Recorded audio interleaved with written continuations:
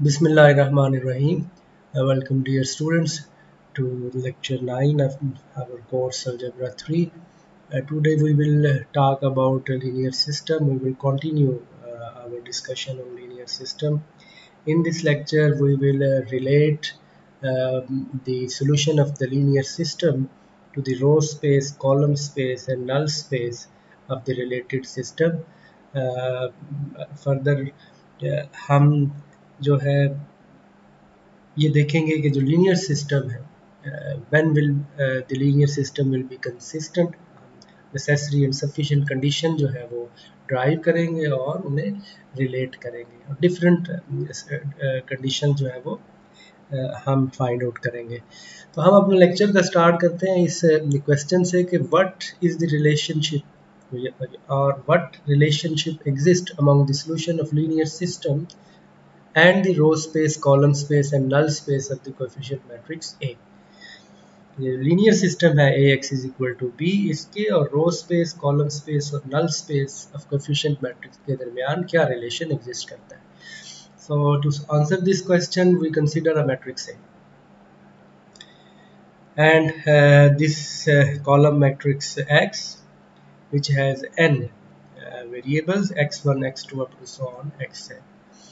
अगर हम इस मैट्रिक्स ए में अगर आप देखें हमारे पास n कॉलम्स हैं, तो फर्स्ट कॉलम को अगर हम C1 कह लें तो सपोज के ये जो n कॉलम्स हैं हम उनको C1, C2, C3 up to so on, Cn denotes the column vectors of A.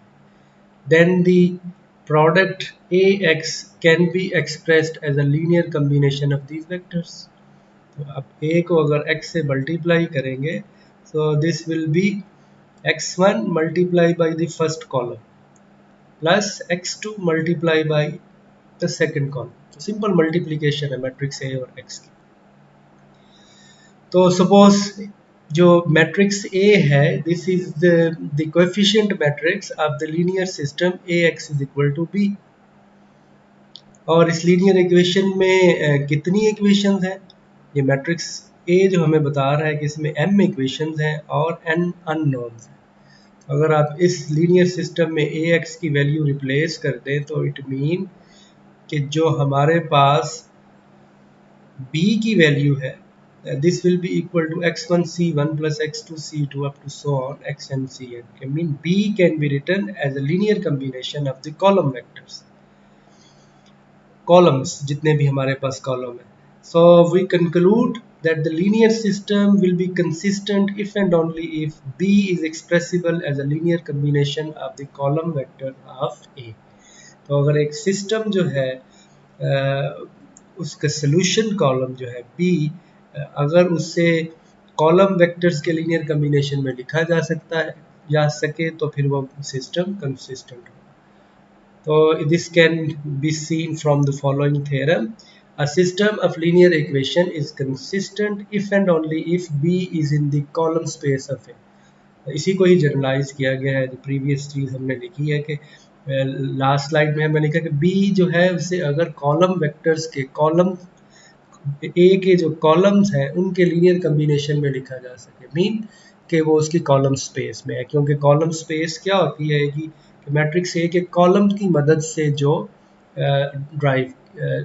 Column की मदद से जो हम जनरेट करते हैं।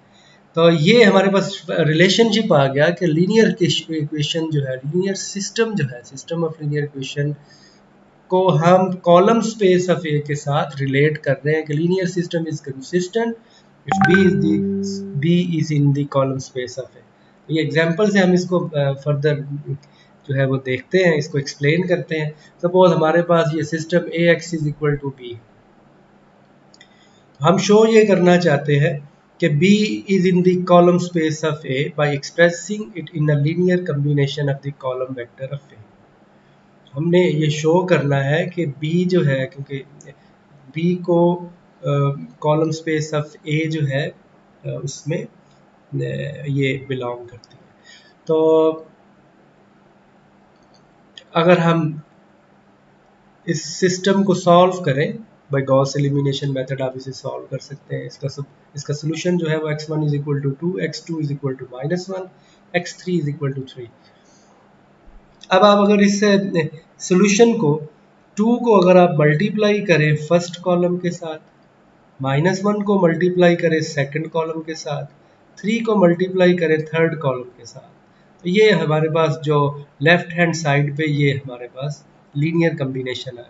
आप अगर इसको ऐड करें, 2 को अगर -1 से ऐड करें -2 -3 -5 +6 इज इक्वल टू 1, तो फर्स्ट एंट्री आ जाएगी। इसी तरह से सेकंड एंट्री जो है वो 2 -2 0 -9, तो ये सेकंड एंट्री -9। इसी तरह 2 को 2 से मल्टीप्लाई करें 4 -1 3 -6, तो -3 आ जाएगा। और ये जो है रिजल्टिंग वेक्टर क्या है, this is B, the solution of this linear system AX is equal to B. तो आप देखेंगे इस एग्जाम्पल में हमने ये वेरीफाई किया कि क्योंकि सोल्यूशन एग्जिस्ट करता है, मीन के ये जो सिस्टम है ये कंसिस्टेंट है, तो फिर जो वेक्टर बी जो बी है, तो जो जो AX is equal to B जो लीनियर सिस्टम है, इसमें जो बी सोल्यूशन कॉलम है is in the column space of A. तो ये हमने प्रूव कर दिया इस एग्जांपल में कि बी जो है उसे कॉलम वेक्टर्स के लीनियर कम्बिनेशन में लिखा जा सकता है, तो इट मीन कि वो इन कॉलम से जनरेट होने वाली सब स्पेस में। तो ये जो है एग्जांपल से हमने ये रिलेशन देखा कि लीनियर सिस्टम में और कॉलम स्पेस के। अब जो नेक्स्ट रिजल्ट है उसको फाइंड आउट, उसको स्टेट करने से पहले हम ये एग्जांपल करते हैं। अब ये जो एग्जांपल है इसमें हमारे पास दो सिस्टम है, एक जो है वो होमोजीनियस सिस्टम है, और दूसरा जो है वो नॉन होमोजीनियस सिस्टम है। तो हम इस सिस्टम जो है इसके सोल्यूशन देखना चाह रहे हैं, इसके जनरल सोल्यूशन देखना चाहते हैं कि इनका जनरल सोल्यूशन क्या है और इसके होमोजीनियस और नॉन होमोजीनियस पार्ट में क्या रिलेशनशिप है। तो the general solution of this linear system can be written in the parametric form as. अब इसको अगर सॉल्व करें तो हमारे पास, अब इसको थोड़ी सी इसको मैनिपुलेशन करें तो हमारे पास ये आ जाएगा कि x1 की वैल्यू पैरामीट्रिक फॉर्म में हमने लिखा हुआ है कि x1 का जो वैल्यू है वो ये आ जाएगी, x2 की वैल्यू r आ जाएगी, x3 is equal to -2s, x4 is equal to x, x5 is equal to t, x6 is equal to 0। तो इस पार्ट का जो है वो सोल्यूशन आ जाएगा।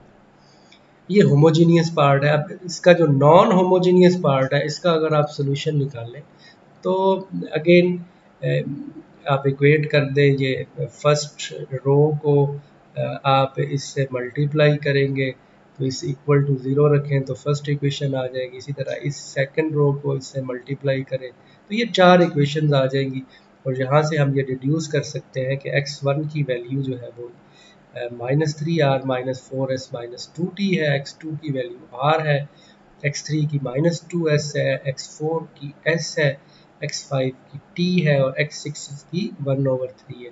आप अगर देखें तो होमोजीनियस और नॉन होमोजीनियस पार्ट में क्या फ़र्क है कि जो लास्ट आपके पास वैल्यू है x6 की वैल्यू जो है वो 1/3 है और यहाँ पर x6 की वैल्यू 0 है, बाकी वही सोल्यूशन है।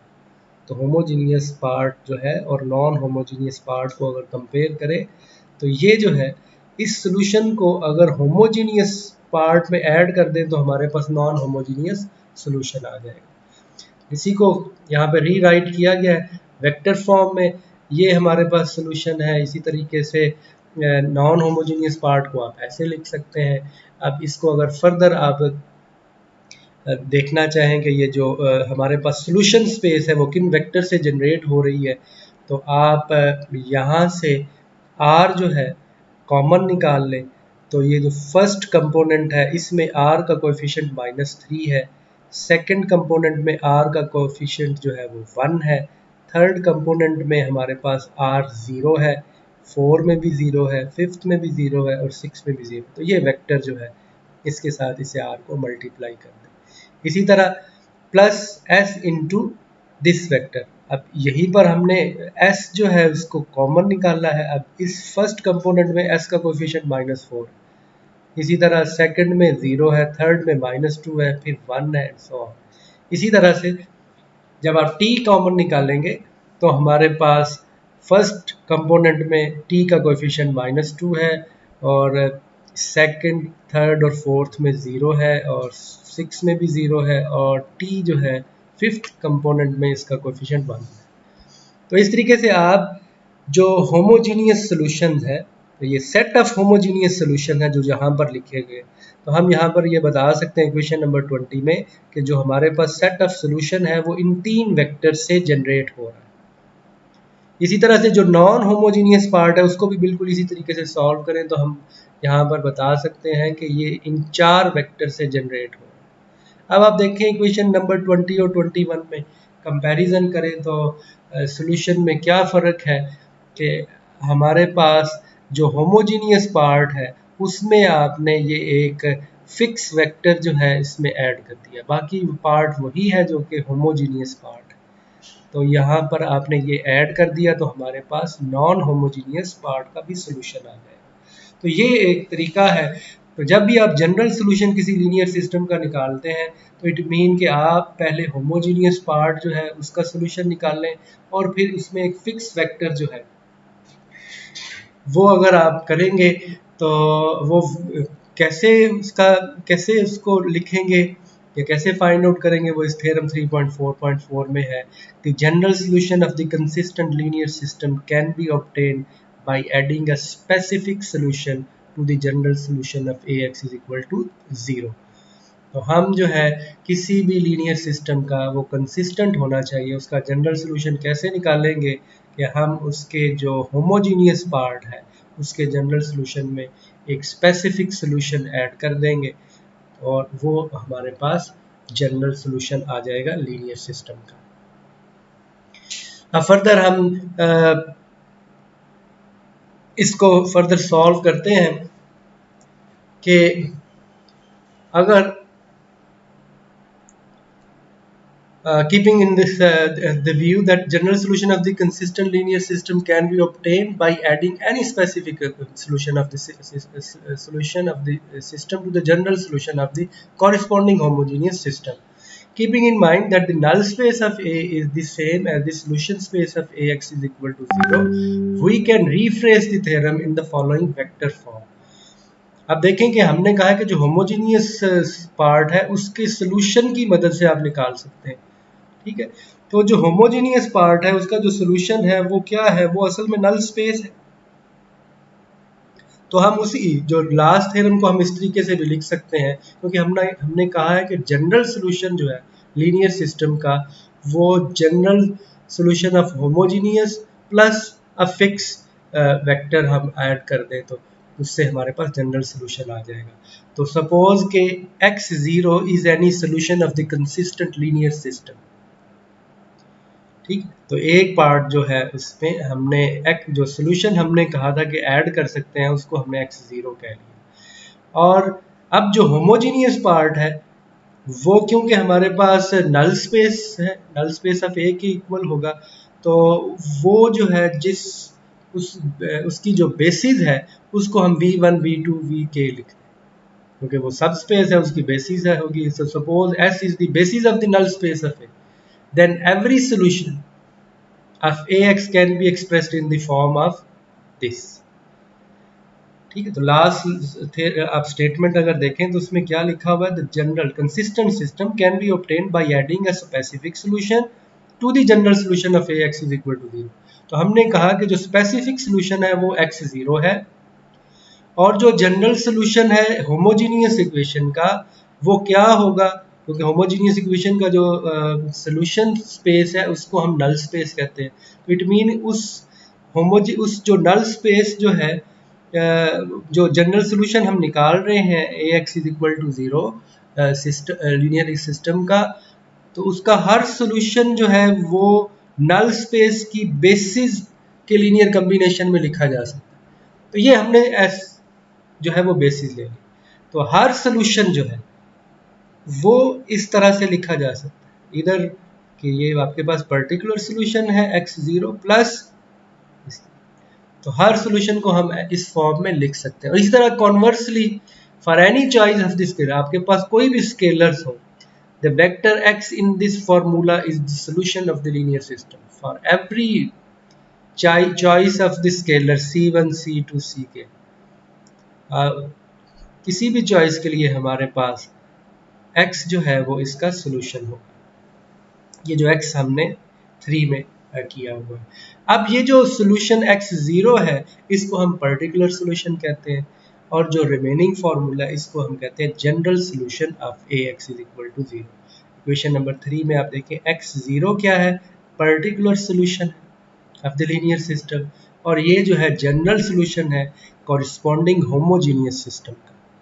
तो हम अगेन 4.72 जो थ्योरम है उसको रिफ्रेज कर सकते हैं। The general solution of the consistent linear system can be expressed as the sum of the particular solution of the system and the general solution of the corresponding homogeneous system. Remember कि ये जो general solution of corresponding homogeneous system है ये असल में हमारे पास column space है matrix A की, जिसे हमने नल स्पेस है।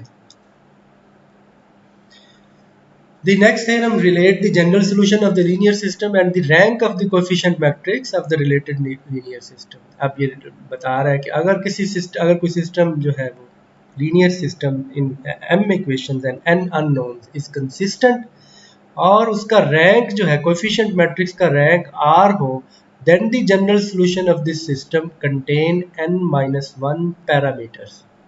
तो वो कितने पैरामीटर कंटेन करेगा, n-r। ऑब्वियसली अगर तो n और r इक्वल है तो इट मीन के वो उसमें कोई भी पैरामीटर नहीं है, तो इस केस में जो सिस्टम है उसका यूनिक सॉल्यूशन एग्जिस्ट करेगा। ये एप्लीकेशन ऑफ रैंक किसी मैट्रिक्स में ये एप्लीकेशन बताई गई है रैंक की, इसको आप देखिएगा। इसके बाद over determined and undetermined system. In many applications, the equations in a linear system correspond to physical constraints or conditions that must be satisfied.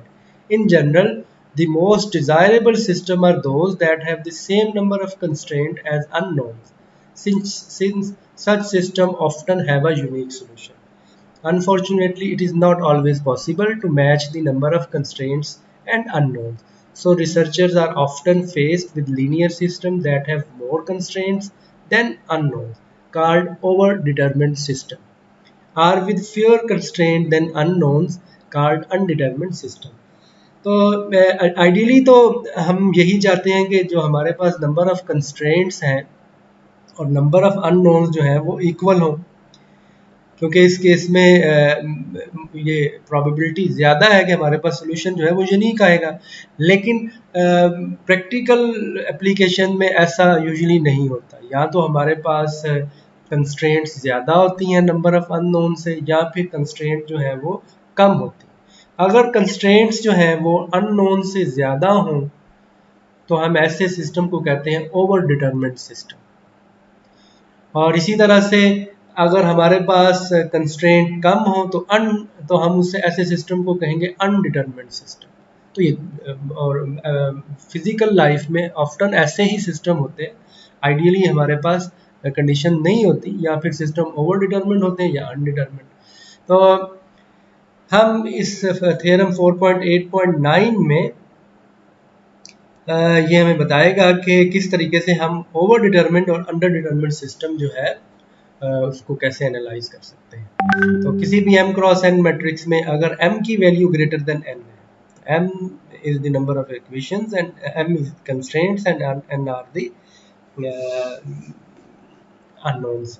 तो ये हमारे पास दो linear system Ax is equal to b is inconsistent for at least one vector b in R है। तो कम से कम जो linear system है वो किसी एक वेक्टर के लिए लाजमन इनकंसिस्टेंट होगा। तो ओवर डिटरमिन्ड अगर हमारे पास सिस्टम ऑफ लीनियर सिस्टम जो है वो ओवर डिटरमिन्ड हो तो कम से कम एक वैल्यू जो है ऐसी ज़रूर होगी जिसके लिए वो इनकंसिस्टेंट है। और सेकंड पार्ट ये है कि अगर हमारे पास लीनियर सिस्टम अनडिटरमिन्ड हो देन लीनियर सिस्टम जो है या फिर वो इनकंसिस्टेंट होगा या फिर उसके इन्फिनिट मैनी सॉल्यूशन होगा। तो अनडिटरमिन्ड सिस्टम जो है उसका यूनिक सॉल्यूशन नहीं होगा। ठीक है। तो ये बी पार्ट हमें असल में बता रहा है कि इसका कोई यूनिक सोल्यूशन नहीं होगा, या उसके इन्फिनिट सोल्यूशन होंगे, या फिर उसका सोल्यूशन एग्जिस्ट नहीं करेगा। तो इसको हम इस एग्जांपल से एनालाइज करते हैं। तो ए पार्ट है, what can you say about the solution of the undetermined system ax is equal to b of 7 equations in 5 unknown in which a has rank r is equal to 4। तो आप देखें कि ये जो है इसमें ये ओवर डिटरमिन्ड सिस्टम है, इक्वेशन जो है वो अननोन से ज़्यादा हैं। तो अभी हमने स्टेट किया कि उसमें कम से कम एक जो है वो सोल्यूशन जो है वो ज़रूर ऐसा होगा जो कि इनकंसिस्टेंट है। तो ये जो सिस्टम ए है ये कंसिस्टेंट है for some b in R7 and for any such b the number of parameter in the general solution is n minus r। और वो कितने हैं, एन की वैल्यू हमारे पास 5 है और रैंक हमारे पास 4 है।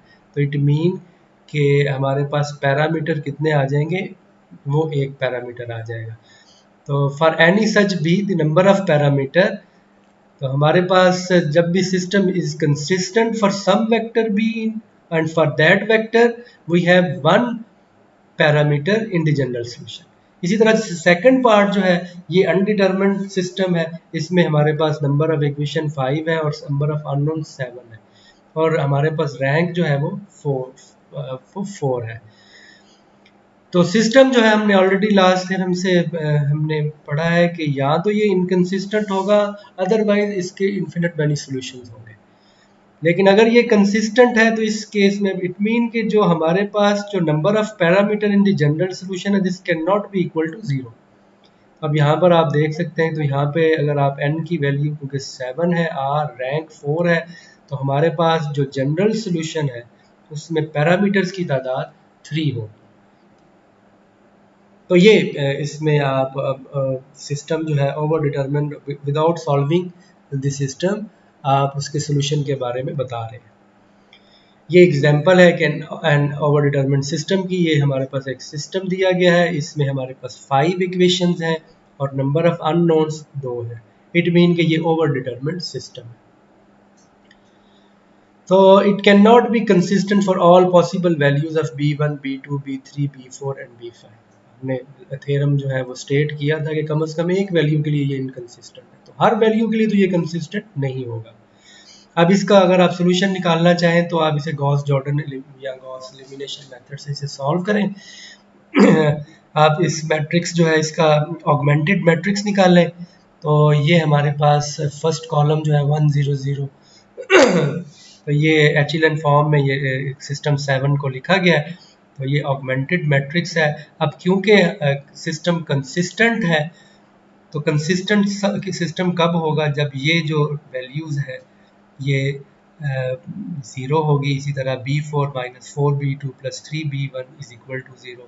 इसी तरह b5 minus 5b2 plus 4b1 must be equal to 0, otherwise जो सोल्यूशन है वो कंसिस्टेंट नहीं होगा। तो इन तीनों इक्वेशंस को अगर हम सॉल्व कर ले तो ये नंबर ऑफ अननोन जाहिर है हमारे पास 5 है और हमारे पास जो इक्वेशंस है वो 3 है। तो नंबर ऑफ ये b1 b2 b3 और b4 की आप वैल्यूज निकाल सकते हैं।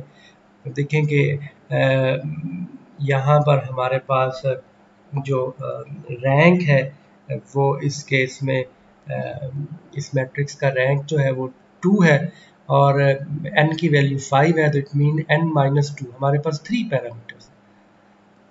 तो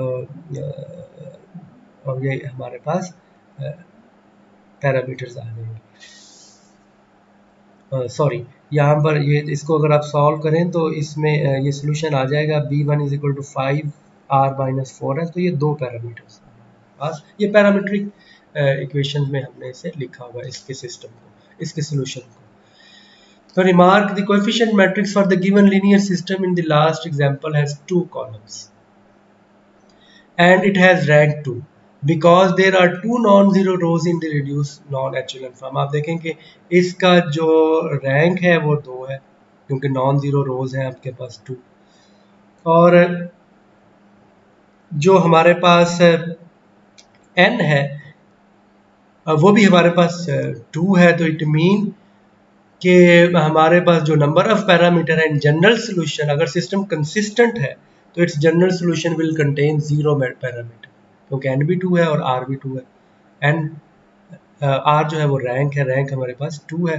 तो इसका मतलब क्या है कि नंबर ऑफ पैरामीटर कितने हैं, वो जीरो मीन कि अब इस जनरल सोल्यूशन जो है उसका वो यूनिक होगा। तो ये फर्दर एग्जाम इसकी एप्लीकेशन बताई गई है कि in engineering and physics the occurrence of over determined and undetermined linear system often signals that one or more variables were omitted in formulating the problem, or that extraneous variables were included. This often lead to some kind of complication. तो engineering और physics में हम usually जब system construct होते हैं तो वहाँ पर हमारे पास लीनियर सिस्टम ओवर डिटरमिन्ड और अनडिटरमिन्ड, या हमें अक्सर उनसे वास्ता पड़ता है। ये आज का लेक्चर में यही कुछ है। अब ये होमवर्क है, आपने ये एक्सरसाइज करनी है। ये एंटन की बुक से है, तो इसमें ये कुछ एक्सरसाइजेज मैंने स्टेट की हुई हैं, ये आपने करनी है।